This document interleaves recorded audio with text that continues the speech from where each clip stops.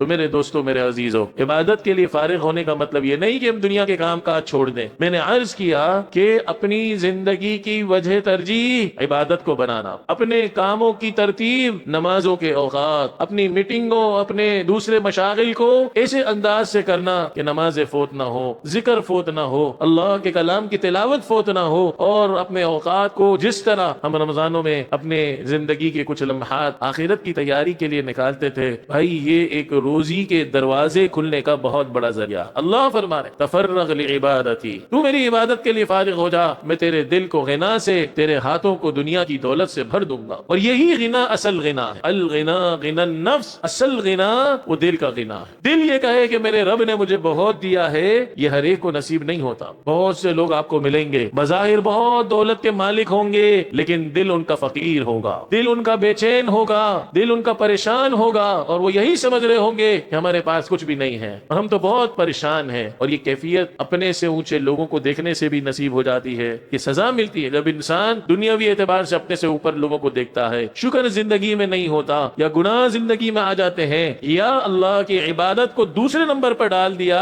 تو سزا کیا ملتی ہے؟ اللہ خود فرما رہے ہیں میں تیرے دل کو فقر سے بھر دوں گا۔ کتنا ہی پیسہ ہاتھ میں آ جائے، دل فقیر ہوگا، دل کے آگے اتنے تقاضے ہوں گے، اتنے تقاضے ہوں گے، یہاں بھی پیمنٹ کرنی ہے، اس کو بھی دینا ہے، اس کو بھی دینا ہے، کہ آج کل تو میں بعض اوقات کہا کرتا ہوں کہ جو ملازمین ہوتے ہیں جن کو لگی بندی تنخواہیں ملتی ہیں، اور وہ اپنے رش کی نگاہوں سے اپنے افسروں کو دیکھ رہے ہوتے ہیں کہ ان کی تو کتنی تنخواہ ہے، یا ان کا تو کتنا بزنس ہے، اگر ان کو ان کی تکلیفیں پتہ چل جائے، جیسے قارون کو بھی کچھ لوگوں نے کہا تھا نا، یا لیت لنا مثل ما اوتی قارون، اور جب وہ زمین میں دھسا، اور اس وقت بھی اہل علم نے کہا تھا ویلکم ثواب اللہ خیر لمن آمن وعمل صالحا، اللہ نے جو اجر و ثواب آخرت میں رکھا ہے یہ ان خزانوں سے بہت بہتر ہے۔ اب جب قارون زمین میں دھسا اور یہ صورتحال سب نے دیکھی، یہ تو اس کا مال اسے بچا نہ سکا، ان لوگوں نے جنہوں نے کل یہ کہا تھا فخسفنا به وبدار الارض وما كان له من فئة ينصرونه من دون الله وما كان من المنتصرين اصبح الذين تمنوا مكانه بالامس يقولون ويكأن الله يبسط الرزق لمن يشاء من عباده ويقدر، اللہ ہی جس کے لیے روزی کو چاہے وسیع اور جس کے لیے چاہے تنگ کر دیتے ہیں،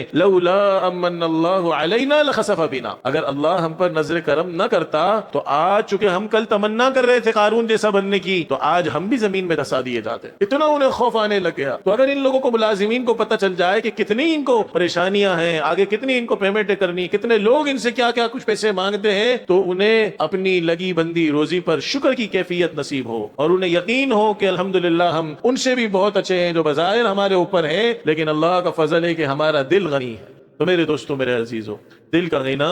اصل غنا ہے، اور وہ کب نصیب ہوگا، روزی کی برکت کب نصیب ہوگی؟ جب زندگی کی وجہ ترجیح عبادت ہو، اللہ کی کوئی نماز کا حکم، کوئی اور حکم پابندی والا ہم سے نہ چھوٹے، کوئی سنت نہ چھوٹے، کوئی گناہ زندگی میں نہ ہو، تو انشاءاللہ اللہ کا وعدہ ہے میں تیرے دل کو غنا سے بھر دوں گا، میں تیرے ہاتھوں کو روزی کی برکتوں اور دولتوں سے بھر دوں گا۔